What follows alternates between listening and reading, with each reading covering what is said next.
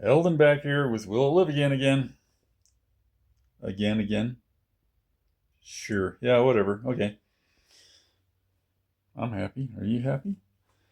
So today we're going to dive into taking the burner apart on this tourist camp stove. And this whole thing's actually coming apart better than I thought it would. The burner, I've already tested some screws off camera to make sure that I could actually get them out. But let's pull it apart here and you'll see what I'm talking about.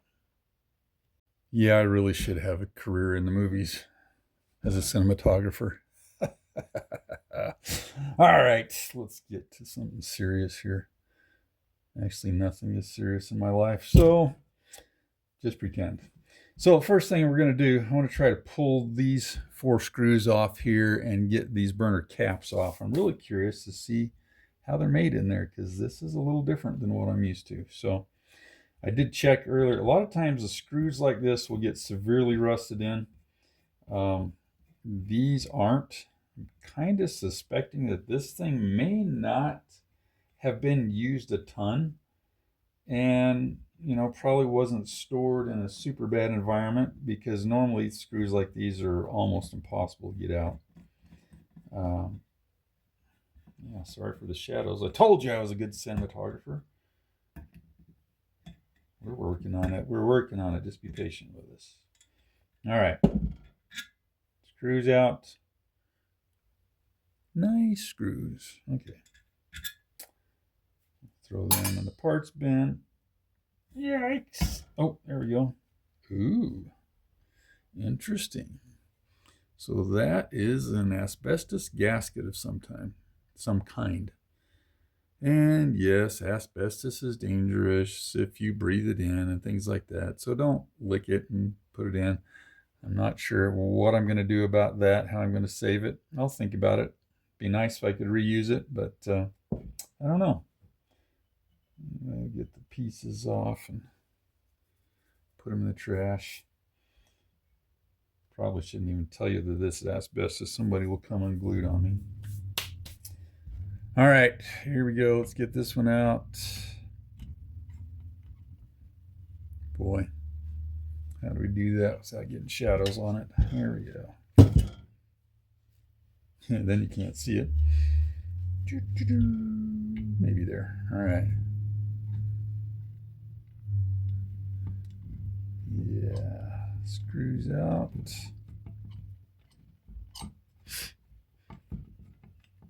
Oh, that's interesting. Look at that.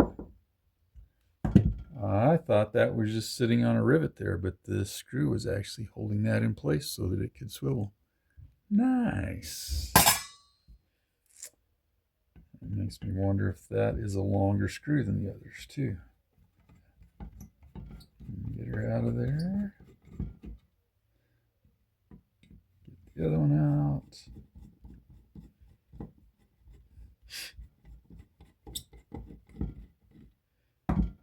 Yep, I think we got 2 different lengths of screws. Do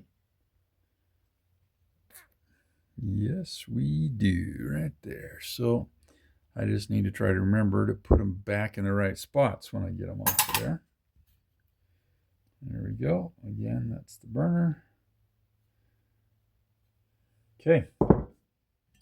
So that's the biggest part of getting these apart, but there's one more thing we can do. And that is we can get this handle assembly out and disassemble. Can you see that? Right here.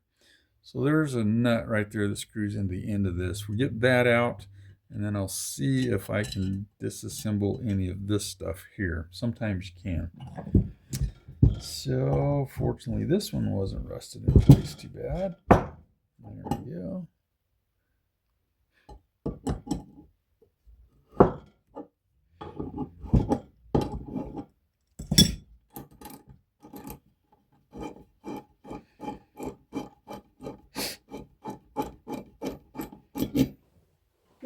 Ooh, excuse me. Must be allergic to camp stoves. Not. All right, there we go. Well, Thought I might be able to get that farther apart, but it looks like, because this is pinned on there and I don't want to undo that. It's not necessary. This is not a precision thing right here.